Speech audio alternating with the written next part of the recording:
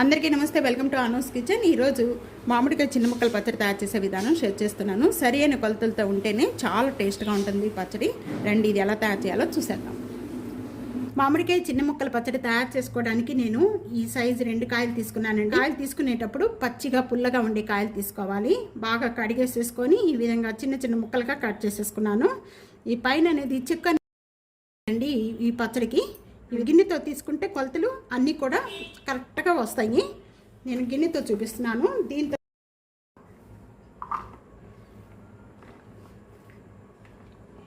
ఇక్కడ 1 కప్పు ఇదంతా కూడా ఒక బౌల్లోకి యాడ్ చేస్తున్నాను. ఈ బౌల్లో కూడా తడి అనేది లేకుండా మనం ఏది తీసుకున్నా కూడా తడి లేకుండా చూసుకోవాలి. 2 కప్పులు ఈ కొద్దిగా అనమాట. ఇవి అండి అప్పటికప్పుడే ఇలా తయారు చేసేసుకొని మనం చిన్న బాటిల్లో వేసేసుకొని మనం ఎప్పుడు కావాలంటే అప్పుడు మనం వేసుకోవచ్చు. ఏ కప్పుతో అయితే మనం మామిడికాయ ముక్కలు తీసుకున్నామో అదే కప్తో ఒక 1/2 కప్ అనేది నేను ఇక్కడ ఆయిల్ యాడ్ చేస్తున్నానండి. ఈ ఆయిల్ కూడా పల్లి ఆయిల్ అండి.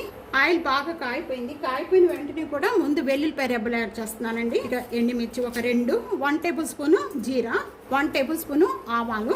రెగ్యులర్గా యూజ్ చేసే స్పూన్తో ఈ స్పూన్తో తీసుకోండి. 1 టేబుల్ స్పూను. ఈ విధంగా తాలింపు అంతా కూడా బాగా వేగిపోయిన వెంటనే ఒక 1/2 టేబుల్ స్పూను ఇంగువ యాడ్ చేస్తున్నాను. కొద్దిగా కరివేపాకు కూడా తడి లేకుండా ఉన్నదాన్ని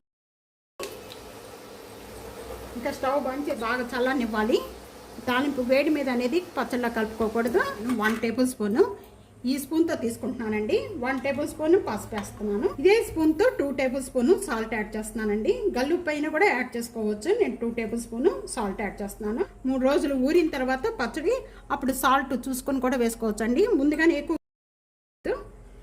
ఇదే స్పూన్తో నేను 3 table spoon red chilli powder add చేస్తున్నానండి.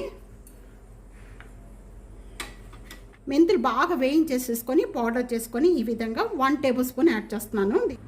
ఆవాలు అనేది ఎండలో పెట్టకపోతే కనుక కొద్దిగా లైట్గా వేయించేసుకొని పౌడర్ చేసిన ఆవు పిండి అండి. ఇది 1.5 టేబుల్ స్పూన్ ఆవు పిండి. ఇవన్నీ యాడ్ చేసిన వెంటనే కూడా బాగా కలిపేసుకుందాం. మీరు కారము ఉప్పు అనేది చూసుకొని కూడా వేసుకోవచ్చు అండి. మీరు ఎంత తీసుకుంటారో దాన్ని బట్టి కూడా వేసుకోవచ్చు.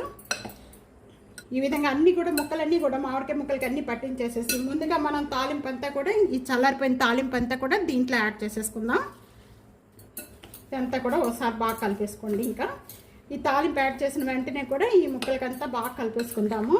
ఈ విధంగా ఇప్పుడు వేసినప్పుడు ఆయిల్ అంతా కూడా ఏం పైకి రావట్లేదు, చూస్తున్నారు కదా. మనకి సరిపోదేమో అనిపిస్తుంది, కానీ ఇది 3వ రోజు బాగా ఊరిపోయి ఆయిల్ అంతా మనం వేసిన ఆయిల్ అంతా కూడా పైకి వచ్చేస్తుందండి. మూత పెట్టేసేసుకొని ఎక్కడ తడి లేని చోట పెట్టేసుకోండి. 2వ రోజు అండి మనం 3 రోజులు పెట్టుకున్నప్పుడు 3 రోజులు ఈ విధంగా పచ్చడి అంతా కూడా పైకి కిందికి ఈ విధంగా కలుపుకొని పక్కన పెట్టేసుకోవాలి. ఇది 2వ రోజు అండి. ఈరోజు ఈ 2వ రోజు కూడా మొత్తం పచ్చడి అంతా కూడా ఊరి కొద్దిగా ఆయిల్ పైకి వచ్చేసింది. పచ్చడి 3వ రోజు అయిపోయిన వెంటనే మామిడికాయ ముక్కలు ఊరిపోయి బాగా ఆయిల్ పైకి తేలిపోయింది. మనం వేసిన ఆయిల్ అంతా కూడా. ఇప్పుడు మనకి సాల్ట్ కానీ ఏది సరిపడిపోయినా మసాలా చూసుకొని వేసుకోవచ్చు. ఈ మామిడికాయ చిన్న ముక్కలు అప్పటికప్పుడే ఇన్స్టెంట్ పచ్చడి అండి. ఇప్పుడిప్పుడే మామిడికాయలు వస్తున్నాయి కాబట్టి కొద్దిగా టెంక్ అనేది పట్టదు. అందుకని ఈ విధంగా మామిడికాయ పచ్చడి పట్టుకుంటే చాలా టేస్ట్గా ఉంటుంది.